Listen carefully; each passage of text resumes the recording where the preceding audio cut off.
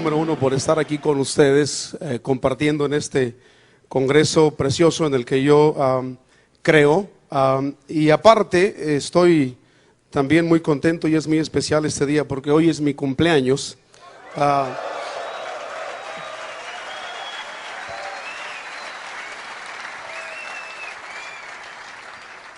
Nunca pensé que al cumplir los 27 años estaría enfrente de ustedes.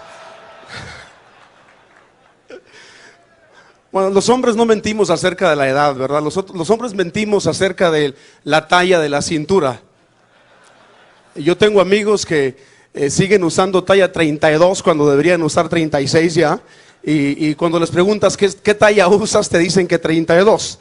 Yo tengo un amigo que le digo que él usa 32, pero 32R.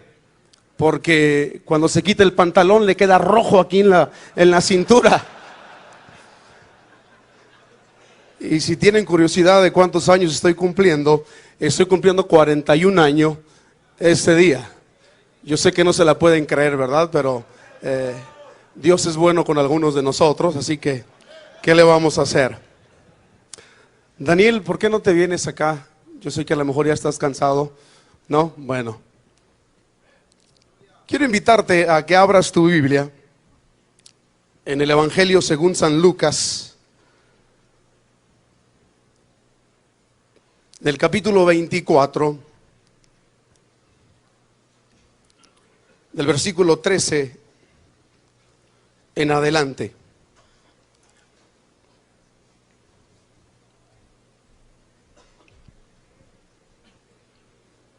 Lucas 24, del versículo 13 en adelante, dice: Y he aquí, dos de ellos iban el mismo día a una aldea llamada Emaús, que estaba a 60 estadios de Jerusalén, 10 kilómetros aproximadamente, e iban hablando entre sí de todas aquellas cosas que habían acontecido. Sucedió que mientras hablaban y discutían entre sí, Jesús mismo se acercó y caminaba con ellos. Mas los ojos de ellos estaban velados para que no le conociesen. Y les dijo: ¿qué pláticas son estas que tenéis entre vosotros mientras camináis, y por qué estáis tristes? Respondiendo uno de ellos, que se llamaba Cleofas, le dijo: ¿eres tú el único forastero en Jerusalén que no ha sabido las cosas que en ella han acontecido en estos días? Entonces él les dijo: ¿qué cosas? Y ellos le dijeron de Jesús Nazareno, que fue varón profeta y poderoso en obra y en palabra delante de Dios y de todo el pueblo, y cómo le entregaron los principales sacerdotes y nuestros gobernantes a sentencia de muerte y le crucificaron. Pero nosotros esperábamos que él era el que había de redimir a Israel. Y ahora, además de todo esto, hoy es ya el tercer día que esto ha acontecido, aunque también nos han asombrado unas mujeres de entre nosotros, las que antes del día fueron al sepulcro, y como no hallaron su cuerpo, vinieron diciendo que también habían visto visión de ángeles, quienes dijeron que él vive. Y fueron algunos de los nuestros al sepulcro y hallaron así como las mujeres habían dicho, pero a él no le vieron. Entonces él les dijo: oh insensatos y tardos de corazón para creer todo lo que los profetas han dicho, ¿no era necesario que el Cristo padeciera estas cosas y que entrara en su gloria? Y comenzando desde Moisés y siguiendo por todos los profetas, les declaraba en todas las escrituras lo que de él decían. Llegaron a la aldea a donde iban, y él hizo como que iba más lejos. Mas ellos le obligaron a quedarse, diciendo: quédate con nosotros, porque se hace tarde y el día ya ha declinado. Entró pues a quedarse con ellos, y aconteció que estando sentado con ellos a la mesa, tomó el pan y lo bendijo, lo partió y les dio. Entonces les fueron abiertos los ojos y le reconocieron. Mas él se desapareció de su vista. Y se decían el uno al otro: ¿no ardía nuestro corazón en nosotros mientras nos hablaba en el camino y cuando nos abría las escrituras?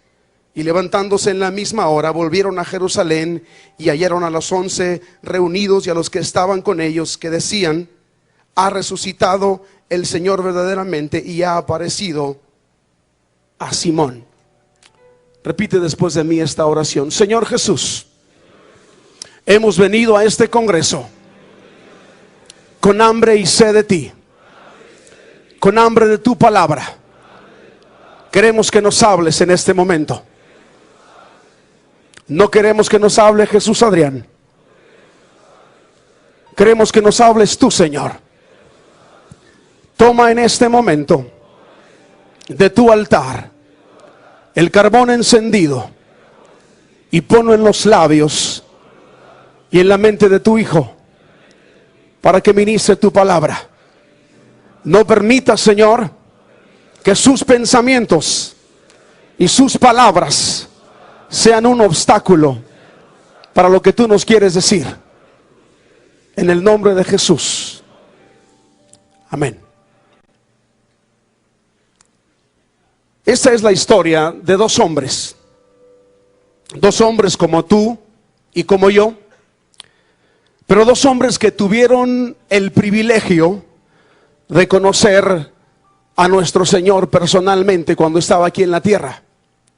Fueron llamados por Él, le escucharon predicar, le vieron sanar enfermos, echar fuera demonios. Cuando tuvieron dudas, Jesús vino a disiparlas. Cuando tuvieron cualquier necesidad, Jesús vino a suplirla. Estuvo con ellos. Estuvo con ellos por 3 años que fueron maravillosos para los discípulos. Jesús vino a cambiar la forma en la que estos hombres pensaban. Jesús vino a sacarlos de la rutina en la que por mucho tiempo habían vivido. Jesús vino a enseñarles una nueva forma de vivir. Jesús vino y les enseñó a soñar de nuevo. Ellos no podían imaginar sus vidas sin Jesús. De hecho, encontramos en los evangelios que cuando Jesús hablaba acerca de morir, acerca de partir, era algo que los discípulos no podían aceptar. No podían imaginar sus vidas sin el Señor. Pero un día, de repente, todos sus sueños fueron violentamente truncados. Un día, de repente, la ilusión de que su pueblo fuera redimido de la esclavitud murió. Su maestro dejó de estar con ellos. Fue aprehendido, fue crucificado como un criminal común y fue puesto en una tumba. Y para estos hombres el mundo se vino abajo. Las esperanzas que tenían murieron. No hallaban qué hacer.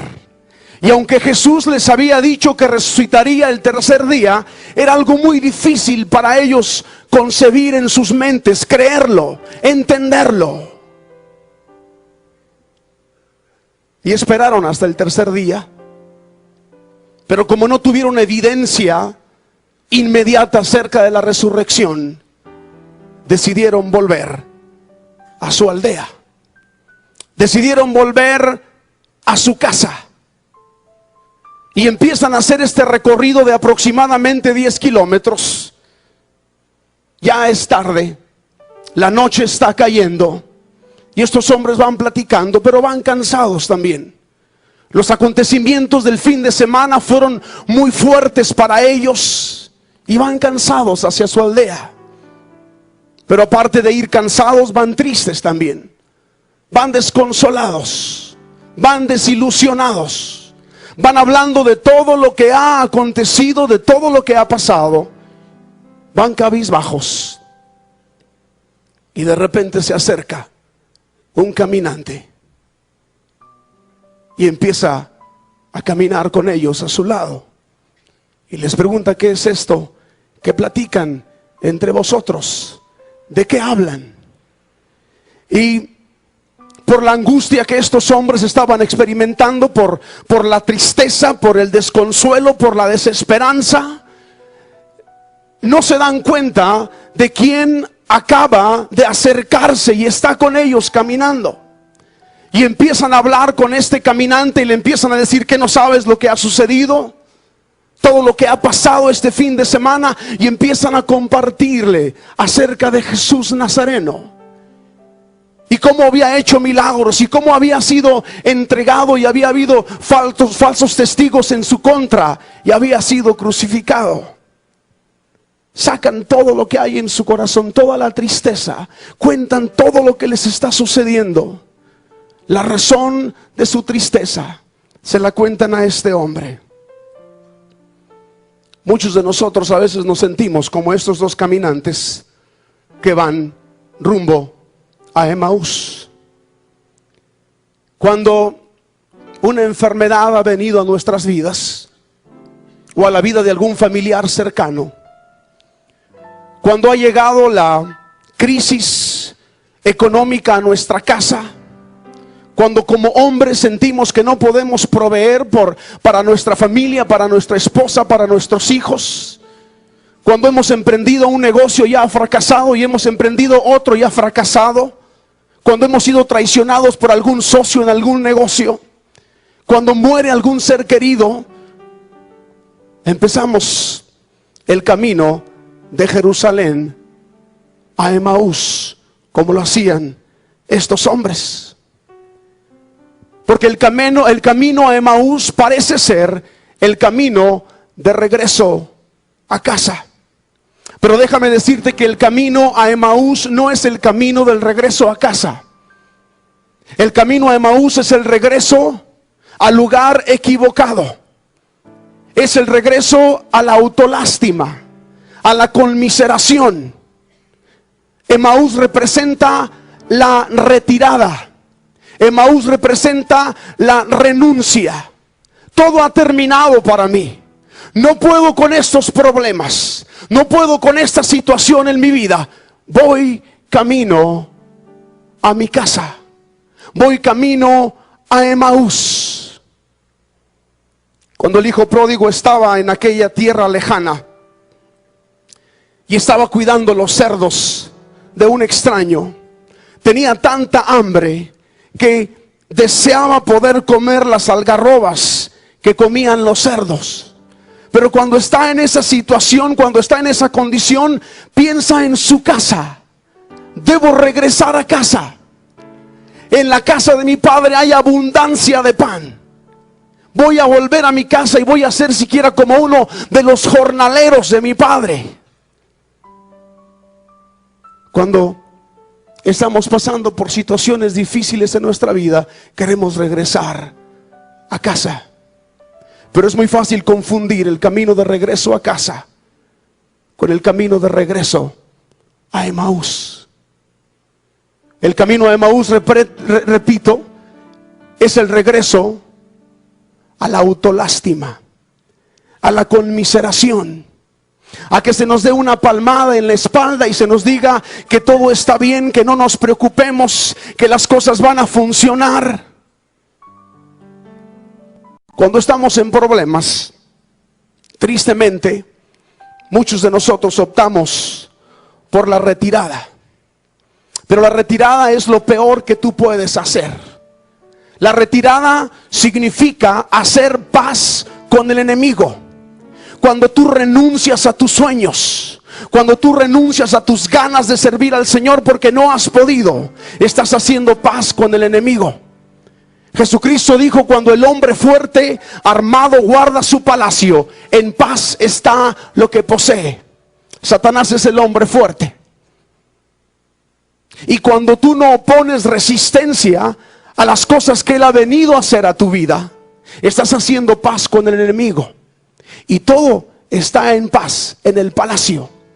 Pero se requiere de hombres aguerridos, hombres guerreros que se opongan a lo que el enemigo ha hecho en nuestra contra, y en vez de avanzar hacia la retirada, caminemos realmente a lo que es casa. Tú puedes estar viviendo en tu domicilio en este momento, pero estás muy lejos de tu casa. Tú puedes estar viviendo en la ciudad que por tanto tiempo has vivido, pero estás muy lejos de tu casa. Cuando hay pecado en nuestras vidas, estamos lejos de casa. Cuando sufrimos con ira como hombres, estamos lejos de casa. Cuando no estamos haciendo la voluntad de Dios, estamos lejos de casa.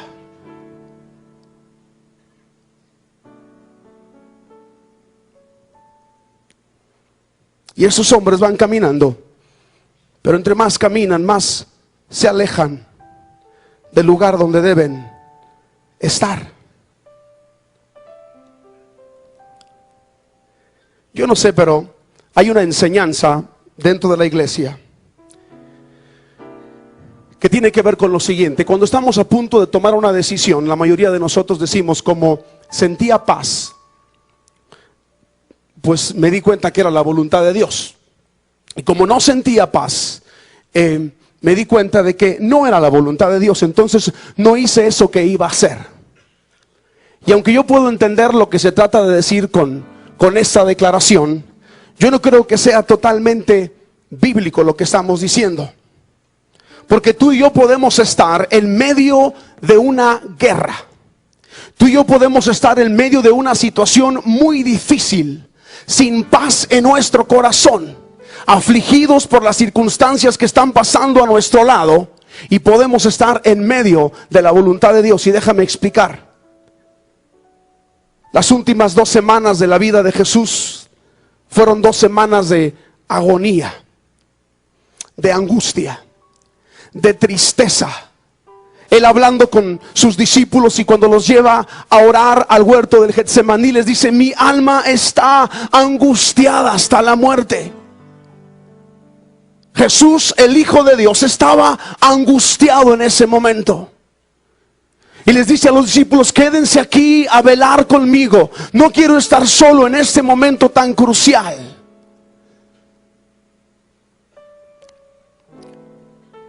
Si Jesús hubiera dicho: no tengo paz, estoy muy angustiado, tengo tristeza, tengo temor, hubiera renunciado a la cruz. Pero en el huerto del Getsemaní bebió la copa amarga de nuestros pecados en medio de una revolución, en medio de una guerra. Él sabía que estaba en el centro de la voluntad de Dios. Yo no sé por qué estás pasando tú en este momento, pero estoy seguro que la situación por la que tú estás pasando en este momento es esencial, es necesaria para que tú puedas realmente buscar nuevos horizontes. Déjame decirte que Dios utiliza los problemas, Dios utiliza las heridas que nosotros experimentamos en nuestra vida para cumplir su voluntad, para cumplir su propósito en nuestra vida. Las heridas que tanto rechazamos, que tanto evitamos experimentar, son las que nos traen la victoria. Fueron las heridas de Cristo en la cruz que nos han hecho libres. Dice la palabra que por sus llagas nosotros somos curados. Imagínate las llagas de Jesús, infectadas, supurando, porque no había tenido atención después de los latigazos que le dieron el jueves y todo el viernes, sufriendo. Y al estar en la cruz en medio del sol, aquellas llagas infectadas en su cuerpo son las que nos traen sanidad a nosotros. Pero rechazamos las heridas. No queremos ser lastimados. Oramos en contra de las heridas. Oramos en contra del quebrantamiento. No queremos que eso suceda. Pero a veces lo mejor que nos puede suceder como hijos de Dios es ser quebrantados, es ser heridos, es ser lastimados en nuestro corazón.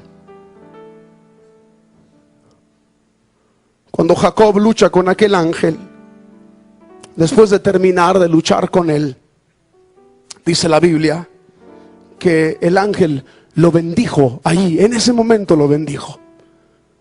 Y no explica cuál fue la bendición, en qué consistía la bendición,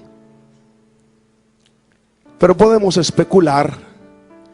Y una de las cosas que podemos imaginarnos es que aquella herida que recibió en la coyuntura de su muslo fue la bendición más grande que pudo haber recibido: ser herido.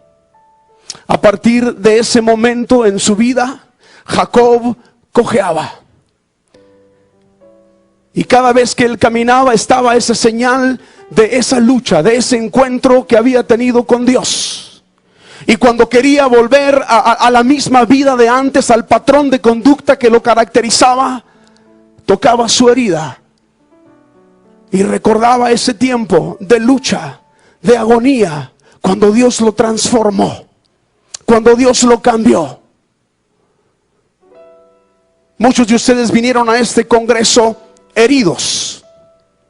Algunos de ustedes como hombres han estado batallando por mucho tiempo con muchas situaciones en sus vidas, de tipo familiar, de trabajo, de tipo personal, de tu corazón. Y has venido a este lugar buscando una respuesta a todos tus problemas.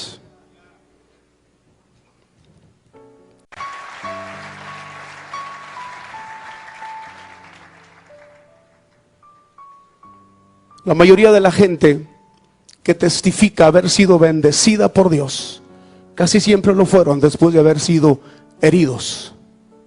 Y tal vez la herida que yo estoy hablando no se compara a la tuya. Tal vez has sido mucho más afectado emocionalmente, o tal vez han venido enfermedades a tu cuerpo. Pero el problema, lo que sucede cuando estamos en una situación como esta, es que nuestro corazón es herido. Y empezamos a dudar del favor de Dios, del amor de Dios, de la misericordia de Dios. La mayoría de nosotros no tenemos problemas para aceptar que el día de mañana, cuando nos levantemos, el sol va a salir. La mayoría de nosotros no tenemos problemas para creer que Dios seguirá programando las estaciones del año como siempre las ha programado. La mayoría de nosotros no tenemos problemas para creer que los planetas seguirán girando alrededor del Sol en su órbita y que no se van a salir de ella. La mayoría de nosotros confiamos que las estrellas no se van a caer del universo y van a venir a destruir la Tierra. Pero tenemos dificultad para creer que Dios está en control de nuestras circunstancias.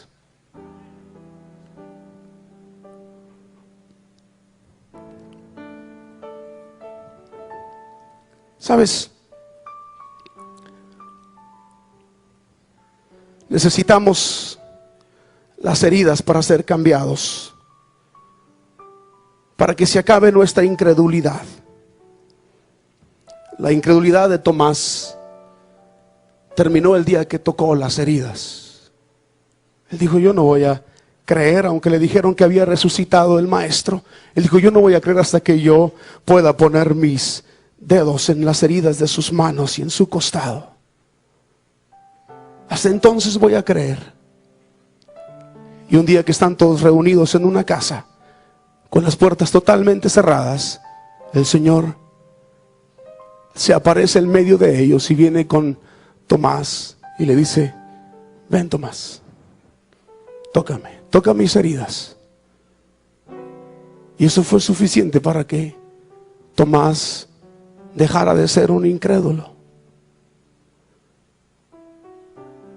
Y algunos de nosotros necesitamos las heridas en nuestra propia vida para dejar de ser incrédulos, para dejar de dudar, para entregarnos apasionadamente. Tomás fue un hombre totalmente distinto después de esta experiencia, y aunque lo recordamos porque dudó, después fue un hombre que entregó totalmente su vida al Señor, porque tocó las heridas de su maestro. ¿Sabes? Lo que nosotros llamamos fe en nuestros días no es necesariamente lo que la Biblia llama fe. Para nosotros fe está relacionada con la prosperidad. Para muchos de nosotros la fe está relacionada con la salud física. Si somos prósperos es porque tenemos fe. Si hay sanidad en nuestra casa o en nuestro cuerpo es porque tenemos fe. Pero el libro de Hebreos nos da una lista de los héroes de la fe.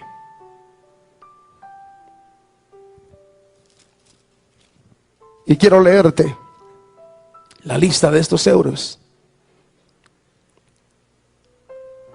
Experimentaron vituperios y azotes, y a más de esto prisiones y cárceles. Fueron apedreados, aserrados, cortados por la mitad, puestos a prueba, muertos a filo de espada. Anduvieron de acá para allá cubiertos de pieles de ovejas y de cabras, pobres, angustiados, maltratados, de los cuales el mundo no era digno, errando por los desiertos, por los montes, por las cuevas y por las cavernas de la tierra. Y todos estos, aunque alcanzaron buen testimonio mediante la fe, no recibieron lo prometido. No suena como una vida de fe, ¿verdad? Yo tengo la bendición de que cada mañana, media hora, 45 minutos después de que yo me levante, se levanta mi esposa y pone algo de música, entra a la recámara de mis niños, los despierta regularmente con un beso, hablándoles muy quietamente. Mi esposa cree en hablar muy tranquilamente, no asustar a nadie cuando vas a levantarlos, los despierta así. La noche anterior ha preparado la ropa de ellos, los baña en la mañana, los cambia. Yo no me tengo que preocupar de nada.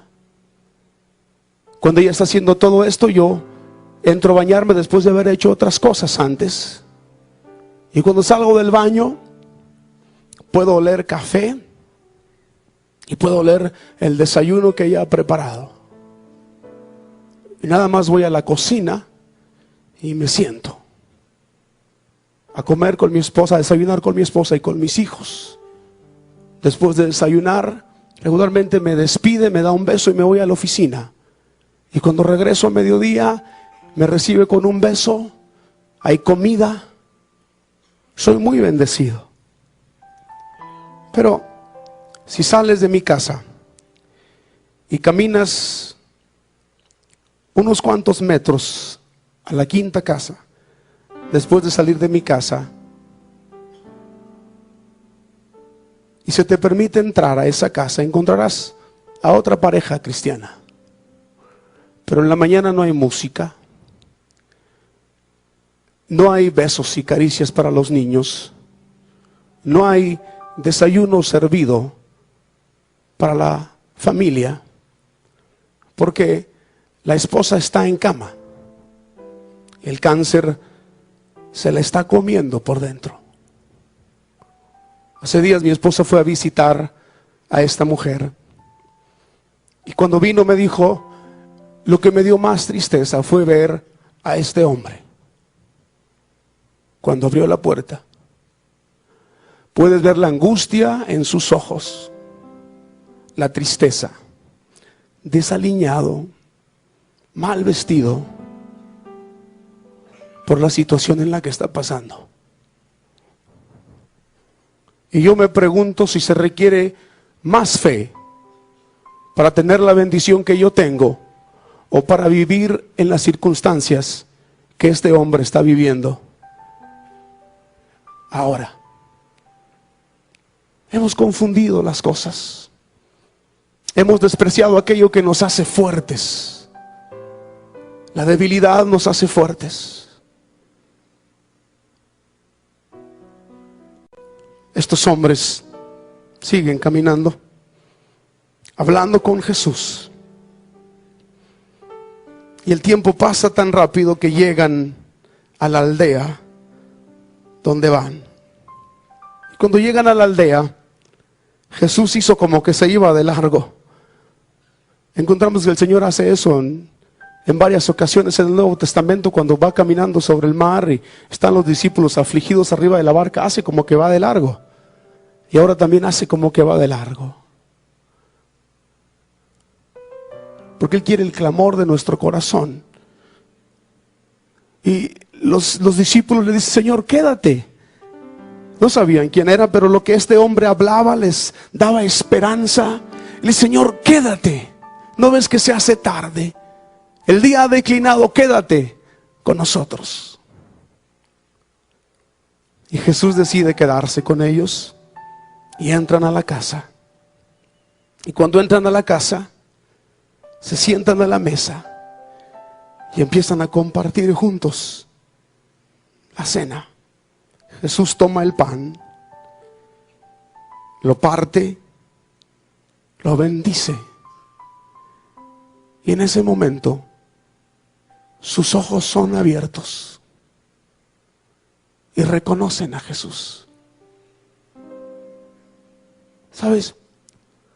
Es en la mesa del Señor que nuestros ojos son abiertos para darnos cuenta que nuestra jornada de Jerusalén a Emaús, Él ha estado con nosotros. A lo mejor te has sentido solo. A lo mejor has pensado que Él no está interesado en tu situación, pero Él ha estado caminando contigo. Pero no te darás cuenta hasta que te sientes a la mesa a tener un tiempo de intimidad con Él. Él lo anhela. Él les dijo a los discípulos: anhelaba comer con vosotros esta Pascua. Y nos dice a nosotros en Apocalipsis: he aquí yo estoy a la puerta y llamo, si alguno oye mi voz. Pero no la oímos. Estamos tan preocupados, estamos tan angustiados, estamos tan enfocados en lo nuestro, que no oímos la voz. Pero dice: si alguno oye mi voz y abre la puerta, entraré a Él. Voy a cenar con Él. ¿Sabes? Cenar con Jesús es el nivel más profundo de intimidad que tú y yo podemos tener aquí en la tierra. Sentarnos a la mesa con Él.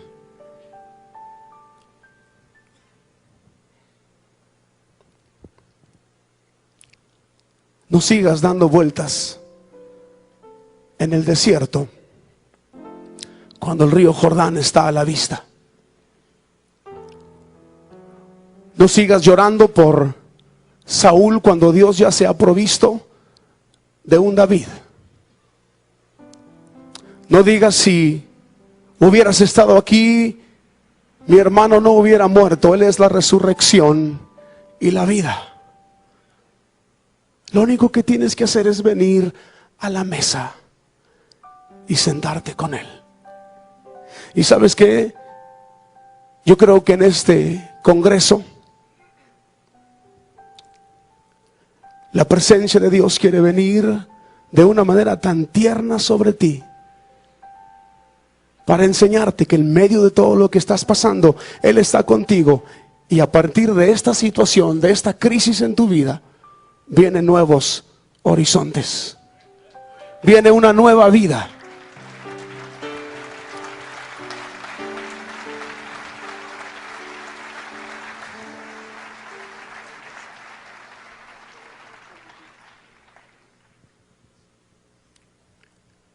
En estos 5 minutos que me quedan, yo quiero que te olvides de tus heridas. Cierra tus ojos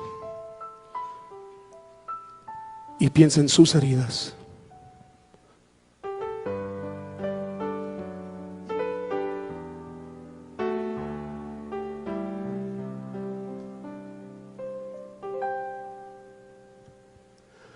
En tu gran amor tomaste mi lugar, llevando sobre ti mi culpabilidad. No lo puedo imaginar, cómo fuiste a soportar el dolor de tus heridas, pues me amaste sin medida. Déjame hoy besar las heridas de tus manos y tus pies, las heridas que pecando provoqué. Déjame reclinar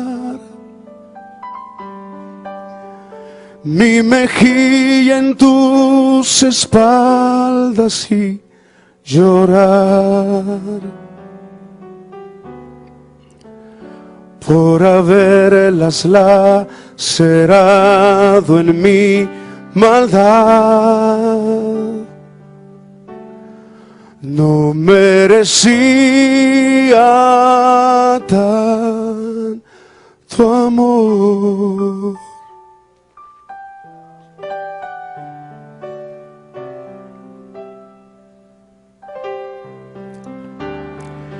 En tu gran amor tomaste mi lugar, llevando sobre ti mi culpabilidad.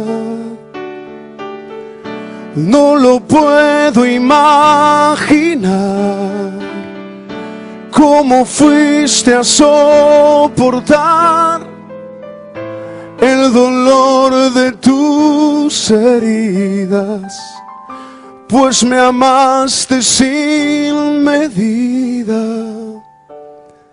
Déjame hoy besar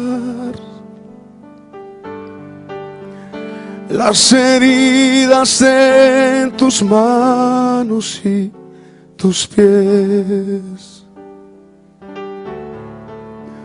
las heridas que pecando provoqué. Déjame reclinar mi mejilla en tus espaldas y llorar por haberlas lacerado en mi maldad. Déjame hoy besar las heridas en tus manos y tus pies, las heridas que pecando provoqué. Déjame reclinar mi mejilla en tus espaldas y llorar por haberlas lacerado en mi maldad. No merecía tanto amor. Dile al Señor: te amo, Señor, porque fuiste herido por mí. Te amo.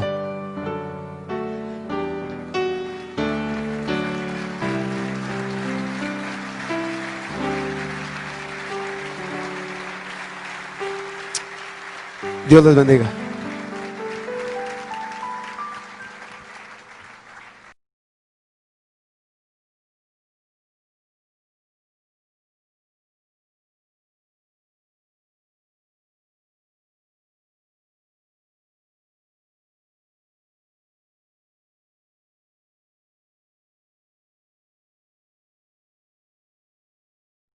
Hace 6 años, creo, no sé si fue el 95 o el 96, yo tuve el privilegio de ir con el hermano Víctor y los pastores de la congregación y otros pastores de México a Toronto, cuando recién había empezado el avivamiento allá.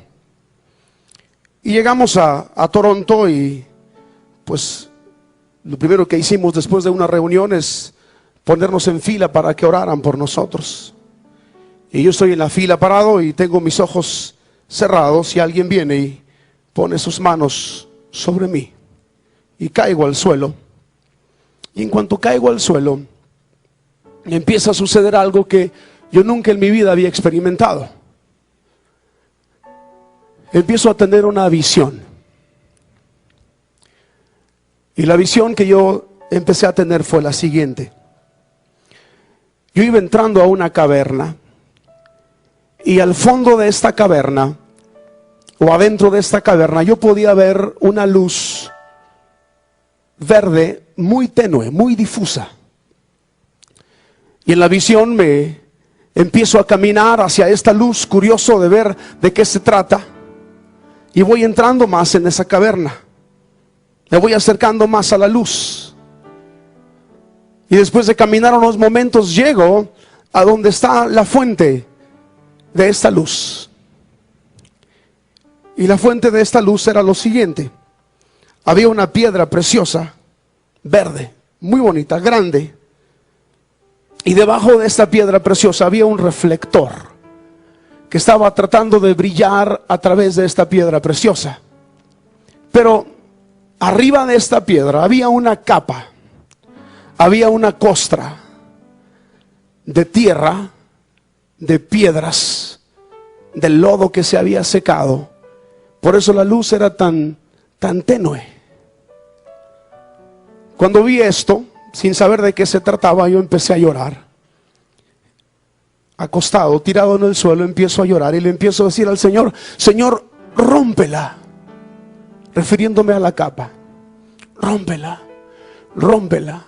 Y entre más le pedí al Señor que rompiera esta capa, esta costra, había un clamor en mi corazón para que Dios hiciera esto, sin saber de qué se trataba. Y estoy llorando, mis lágrimas están corriendo por mis mejillas, están bañando mi cabello atrás. Y sigo diciéndole al Señor: quiébrala, quiébrala, rómpela, Señor. Y de repente veo solamente unos brazos muy fuertes que salen en aquella caverna y traen un marro en sus manos.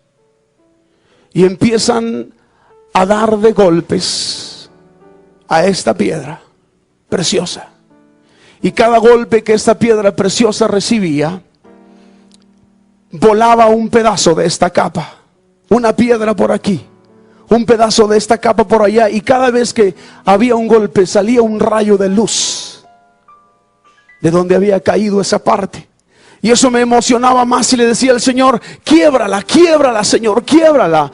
Y las manos seguían golpeando con mucha fuerza esta piedra, hasta que acabó completamente con la capa y la luz brilló con todas sus fuerzas, iluminó completamente aquella caverna. Y así se acaba la visión, pero empieza otra visión. Y en la otra visión yo estoy acostado en medio de un claro del bosque. Hay un pasto muy fresco en el que yo estoy recostado. Y me doy cuenta que estoy en medio de un claro del bosque porque volteo a los lados y veo árboles muy verdes. Y luego tengo otra perspectiva acerca de ese cuadro. Veo desde arriba. Y aunque suene cursi lo que voy a decir, aquel claro en medio del bosque estaba cortado en forma de corazón. Y yo estaba en medio de ese corazón. Y después de haber estado llorando por mucho tiempo, empecé a reír. Empecé a reír. Terminó la visión, no la conté, no sabía de qué se trataba. Hasta después de unos 4 o 5 años, cuando los golpes empezaron a llegar. Si hubiera sabido en ese tiempo que Los golpes me los iban a dar a mí, no hubiera orado con tanto fervor.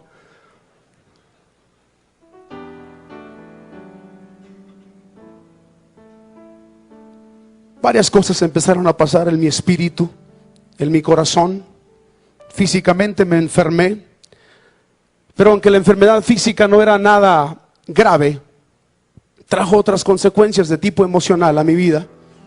Me volví una persona muy sensible, lloraba por cualquier cosa, tenía ataques de pánico, despertaba en la noche y sin explicación alguna me empezaba a faltar la respiración, empezaba a tener palpitaciones irregulares, me entraba un miedo que no podía explicar y quedaba como paralizado en mi cama, sudando, sin moverme. Lo único que me tranquilizaba a veces después de 2 horas, 3 horas en la madrugada, era cantar en mi mente canciones de adoración. Recuerdo que en la mañana siguiente me hacía fuerte y delante de mi esposa y de mis hijos demostraba como que todo estaba bien. Pero luego venía aquí a Vino Nuevo y me metía a uno de los salones de la escuela dominical, los más lejos.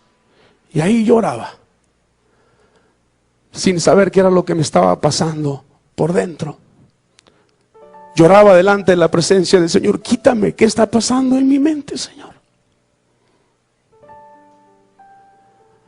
Me era muy difícil orar,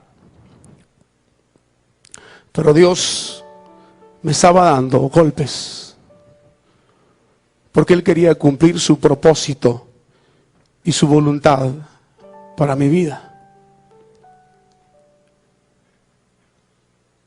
Entendí la visión y entendí la segunda parte de la visión. Y la segunda parte de la visión básicamente para mí tiene este significado, para ti puede significar otra cosa. Dios me estaba diciendo, mira, te voy a golpear, te voy a herir, te va a doler. Pero en medio de todo esto, quiero que sepas que estás en medio de mi corazón y que te amo. Y saldrás victorioso de esta situación.